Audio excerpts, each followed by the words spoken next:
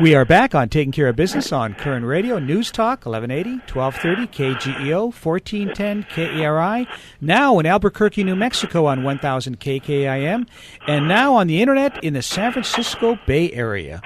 Our guest by phone, Professor Peter Kreeft, the author of Between Heaven and Hell and 67 other books. Clay. 67 books. What are some of the other books, Professor? Well, An Ocean Full of Angels is my only attempt at fiction. That took 20 years to finish, as distinct from 3 days. Wow. It's a novel of spiritual warfare. And a lot of books about basic things like Back to Virtue and Fundamentals of the Faith and Handbook of Christian Apologetics. I write books that wouldn't need to have been written 50 years ago. How do you find the time to write books when there's so much going on in the world today? Well, back in the early 5th century, when Rome was falling and St. Augustine lay dying and watching the actual fires of his hometown, he reflected on what he did to save the world. And he either said or wrote somewhere that the most important thing he did was to write books. Wow. The City of God is a philosophy of history that explains the decline of civilization.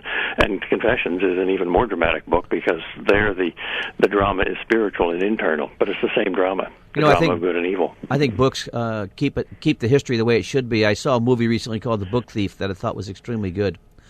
I don't know if you've seen it. The Book Thief? No, I haven't. Book Thief is about when in Hitler's time when the Germans were burning all of the books and the young girl was stealing books. Oh, okay. Very interesting. Yeah. Very interesting story. Sounds like Ray Bradbury's Fahrenheit 451. I was just thinking that. Yeah, where people became the book. Yeah. Yeah. Some of your books, this is January, and the Roe v. Wade anniversary is later this month. In fact, we're going to have somebody on from the local crisis pregnancy center next week. But you wrote a couple of books: The Unaborted Socrates, a dramatic debate on the issues surrounding abortion.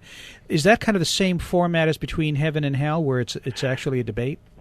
It's a dialogue, yes, but I imagine the old Greek philosopher Socrates somehow mysteriously reincarnated in the 20th century and wondering what this doctor is doing, and he explains abortion to him, and Socrates, simply by reason alone, questions his premises and refutes the whole pro-choice argument. It's interesting. Some of your books, like Socrates Meets Jesus, and then Socrates Meets Different People, remind me a lot of Steve Allen's old series, Meeting of the Minds. Do you remember that? Yep. That was one of the great TV series of all time. It only lasted a year or two. Yeah, fantastic. I mean, I love that series. But so one of your books, Socrates Meets Jesus, talk a little bit about that particular book. Well, here I imagine Socrates waking up at Harvard University, knowing nothing about the 20th century, nothing about Christianity, nothing about Jesus, and he finds in his pocket an admission card to a course in Christology, which he sits in on and asks both the unbelieving students and the confused professor Socratic questions, and finds himself moving towards Christianity and finally discovers who Christ really is on his own.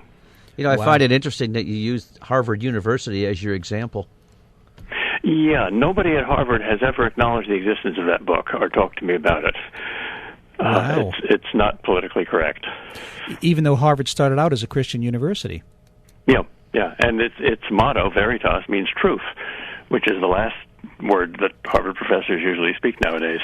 The T word. It's the new. It's the new bad word. T word.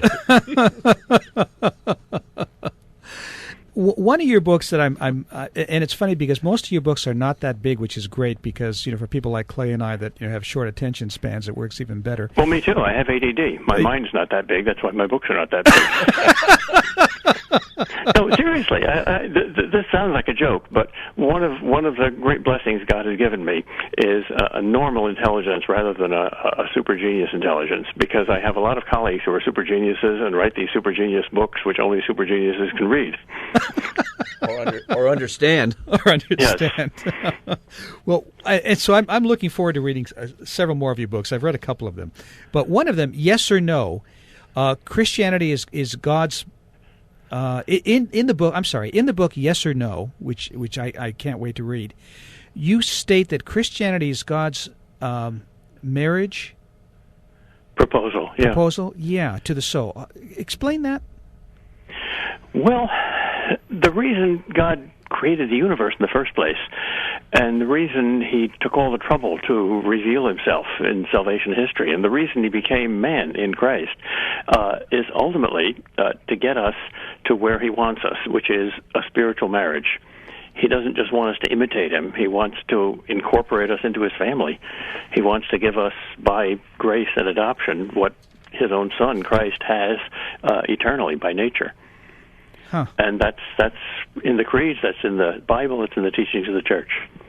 We are having a conversation with Dr. Peter Kreeft, philosopher, apologetist, and the author of a great book, Between Heaven and Hell. Doctor, do you still actually teach a class? Oh, yeah, many. I teach full-time at Boston College and part-time at the King's College. Teaching is easy. Teachers are so pampered. They say that 2 courses a semester is a full-time schedule, which is ridiculous. 2 courses? Yeah. That's in the professor side, though, right? Yeah. Yeah, I teach at least 5 every semester. Wow. And how big is a typical class that you would teach? Oh, probably about 20, sometimes up to 40 or 50. And your specific area of expertise is your teaching? Well, the whole history of philosophy as a story, as a great books approach, and courses on C.S. Lewis and Plato, Augustine, Aquinas,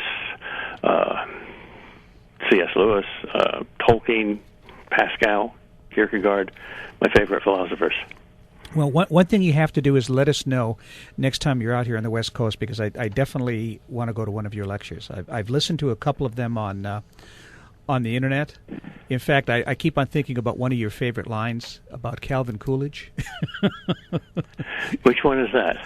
The line about, let's see, somebody was at a dinner party with Calvin Coolidge, and the woman said, I've been told that... I made a bet that I could make you say more than 3 words, and he looked at her and said, "You lose." You lose. Mm-hmm. Yeah, well, I'm not quite as eloquent as that, but I do love to come to California because the weather. Surfing is much better out there than here, and that's the cheapest way of getting a mystical experience this short of heaven. Well, I noticed one of your books is called "If Einstein Had Been a Surfer." I was going to ask you about that. Well, that's my plunge into a field that I'm not really an expert at, namely the philosophy of science. And Einstein tried to find what he called the unified field theory, or what's today called the theory of everything, and failed to. And my thought is the reason he failed to find it is that he didn't develop the mystical side of his brain, which surfing develops. After I wrote the book, what happened is somebody apparently did find a mathematical version of the theory, a very complicated version, a guy named Garrett Lisi, who is, guess it, a surfer. Ah. You know, Doctor, it's interesting. I find our conversation offline, I found you to be a very humorous individual. Does that carry over into your classes? Yeah. That's not something you can hide or turn off and on.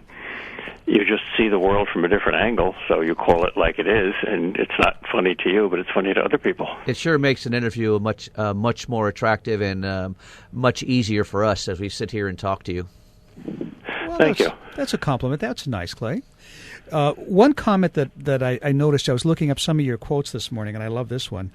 Speaking of humor, the national anthem of hell is "I Did It My Way." Mm-hmm. Can you elaborate on that a little bit? That's a Sinatra. That's a Sinatra line, yeah. That's a Sinatra line, yeah. Well, that's a takeoff from a line in C.S. Lewis's little masterpiece, The Great Divorce, which is sort of Dante's Divine Comedy brought up to date and summarized in 100 pages. There are only 2 kinds of people in the end. Those who say to God, "Your will be done," and those to whom God says, "Your will be done." Oh, I love it. I love it. Well, we've got about 20 seconds left. Again, what is your website, the one you never look at? PeterKreeft.com. I highly recommend it. It has a listing of all of his books, and it has a listing of some spiritual information. It's fantastic. Peter, thank you so much for the time. You're welcome. Thanks for having me. It was a pleasure. And we would God bless you. God bless you, and we would love to have you back in the future sometime. Okay. Write another book. Well, that'll probably be next week at 67. We'll be back in 167 hours on Taking Care of Business on Koerner Radio News Talk 1180.